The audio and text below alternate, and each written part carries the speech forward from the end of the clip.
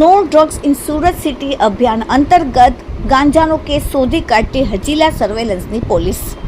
Hazira police સ્ટેશનના police inspector VL પરમારના સૂચના અને માર્ગદર્શન હેઠળ હજીરા પોલીસ સ્ટેશન વિસ્તારમાં ચોરી છુપીથી નાર્કોટિક્સ પદાર્થો લાવી વેચાણ કરતા ઇસમોને પકડવા જણાવેલ. જે અનુસંધાને હજીરા પોલીસ સર્વેલન્સ સ્કોડના માણસોની અલગ અલગ ટીમો બનાવીને બાતમીના આધારે મોરાગામ ખાતે આવેલ ઘનશ્યામ પાર્ક 2 સોસાયટીમાં મુન્નાભાઈ કેસરીના મકાનમાં પહેલા માળે આવેલ રૂમમાં આરોપી પ્રતિક મંગલદેવ પાંડે ઉંમર 21 રહેવાસી કેસરીના મકાનમાં ઘનશ્યામ પાર્ક 2 સોસાયટી મોડા તાલુકો 84 જિલ્લો અને મૂળ વતન યુપી પાસેથી માદક પદાર્થ ગાંજો જેનું વજન 0.740 ગ્રામ જે 7,400 તથા મોબાઈલ ફોન નંગ 7,000નો સાથે અન્ય મુદ્દામાલ થઈને કુલ કિંમત રૂપિયા 15,220ની મત્તાનો મુદ્દામાલ સાથે પકડીને પ્રશંસની કામગીરી કરેલ છે.